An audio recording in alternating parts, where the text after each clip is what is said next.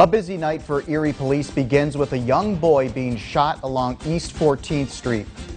And a woman was shot at several times while sitting in her car at one busy Erie intersection. We spoke to the owner of a local glass recycling company, find out how they're impacting the Erie community.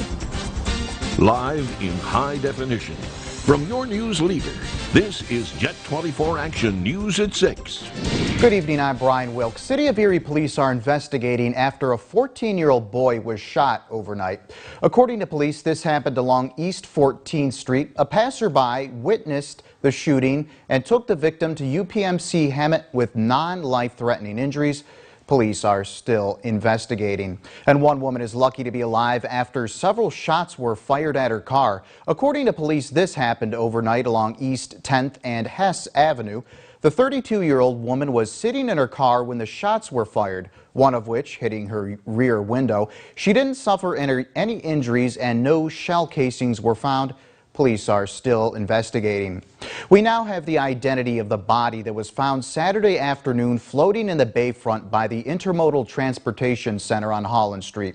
According to the Erie County coroner, the body is 71-year-old Jorge Torres of Erie.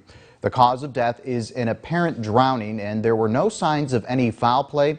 Torres' family had reported him missing Friday night.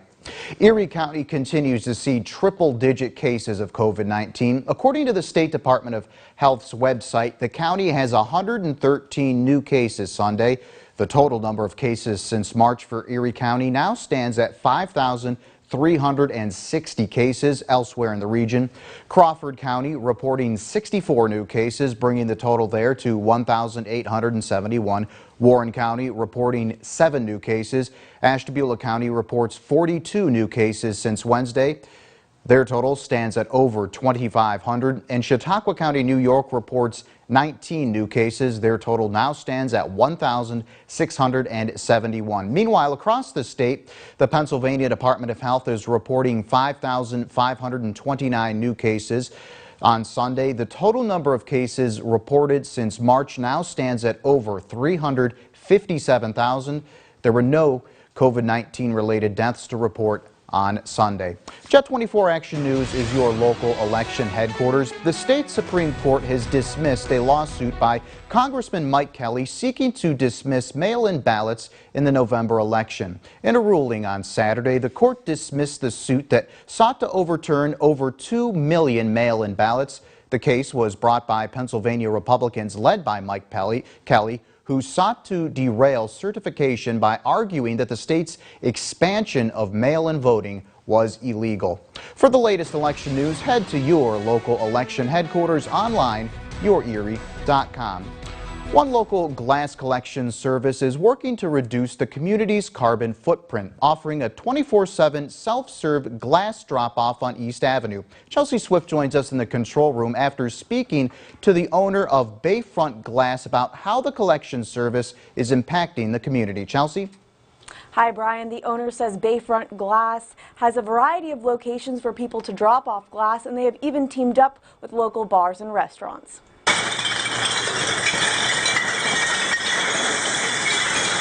That's roughly 1,200 pounds of glass in the process of being recycled. The owner of Bayfront Glass LLC says recycling glass benefits the local community. Glass is one of the most recyclable materials that we've ever created. So getting that out of the waste stream helps streamline the waste. I mean, glass is not trash. So keeping it away from the trash is a big step. Bayfront Glass recycles about 4,000 pounds of glass each month. The owner says once the glass is broken down, it can be reused for municipal projects or to make new glass jars and bottles. I have some of the best support from from just people all over the community. They love what I'm doing. The municipalities that I do work with, it's an awesome value to them. It's an awesome service. The president of one local distillery says recycling with Bayfront Glass is one of the many ways they choose to stay green. We've always wanted to be green, from everything that we make, from organics to the way we process our bottles, to the cleaning, re-cleaning of our bottles, or the recycling programs in Erie have kind of come and gone, and when they came in, it was kind of a perfect fit for us. Gavin Moss adding every 2 weeks, Altered State Distillery recycles about 400 pounds of glass. I think to us it's important to have as little carbon footprint, if you will, on the earth as we can. That's just kind of our thing. For a list of acceptable items to drop off at Bayfront Glass, head to our website, yourerie.com. Brian? Thank you, Chelsea. Time now for a deep dive into where and when to find the best deals on Cyber Monday. ABC's DeAndre Bolton reports shoppers have already spent a record amount of money on Thanksgiving and Black Friday. This morning, the holiday season is in full swing as shoppers prepare for a blockbuster Cyber Monday.